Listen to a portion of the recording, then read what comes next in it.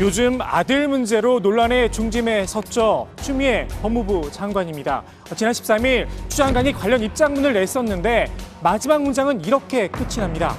기필코 검찰개혁을 완성하겠습니다라고 말입니다. 기승전 검찰개혁이라고 할까요? 민주당 내에서도 추 장관 아들 논란을 검찰개혁의 프레임으로 보는 분들이 꽤 있습니다. 2003년에 노무현 대통령이 강금실 법무장관을 통해 검찰의 기득권을 깨려고 했습니다. 그때 기치를 내건 검찰개혁 과제의 가장 중요한 것 중에 하나가 지금 공방 중인 공수처 설치와 검경 수사권 조정임을 알고 계십니까?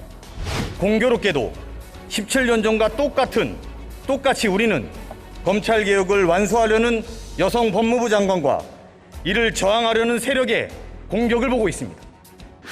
검찰개혁을 진두지휘하는 현직 법무부 장관의 아들 문제가 아니라면 이렇게 확대 재생산될 일인지 의문입니다.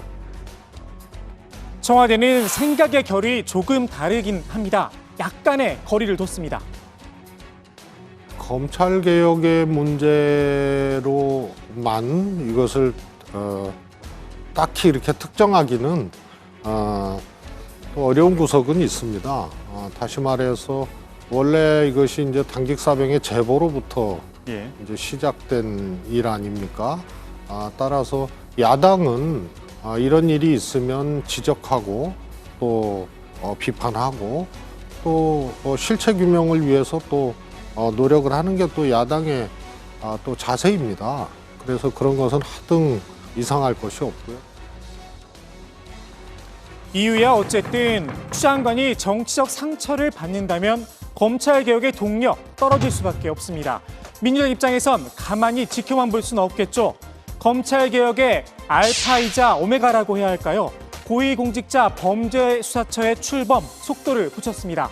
사실 공수처는 지난 7월 공수처법 시행과 함께 출범을 했어야 합니다. 하지만 2달이 넘도록 제자리 걸음입니다. 국민의힘의 반대로 아직까지 처장 후보도 내지 못하고 있습니다. 야당 몫의 추천위원을 아예 선정조차 하지 않은 겁니다. 국민의힘은 공수처가 야단 탄압용이라고 주장을 굽히지 않고 있는데요. 헌법재판소에 위헌법률 심판도 청구한 상태입니다. 민주당 결국 행동에 나섰습니다. 공수처법을 바꾸기로 했습니다. 야당이 추천권을 행사하지 않을 때 그 한국법학교수회 회장과 법학전문대학원 협의 이사장에게 그 국회의장이 그 사람을 지명할 수 있게 돼 있는 것입니다. 이번 정기국회 내에 공수처법 개정안을 처리하겠다는 뜻도 밝혔습니다. 다만 단서도 하나 달았습니다. 국민의힘이 전격적으로 이제 2명을 추천할 경우에는 개정안은 거둬들인다 이런 입장이신 거고요. 거둬들인다는 것보다는 현실적으로요. 법이라는 것이 지금 이 새로운 공수처법이 통과되기 전까지는 지금 기존의 법이 힘을 갖는 실행법입니다. 그렇죠. 그렇기 때문에 한다면 그것이 될 수밖에 없는 것이 현실적인 것이죠. 사실 여야 사이에 합의점을 찾으려는 시도도 있었습니다. 북한인권법에 따른 북한인권재단 이사를 왜 추천하지 않고 있습니까?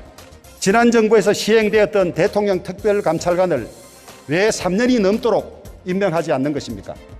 공수처 설치와 특별감찰관 후보 북한인권재단 이사 추천에 동시 추진, 일괄 타결을 위한 신속 협의를 조영 대표께 제안합니다.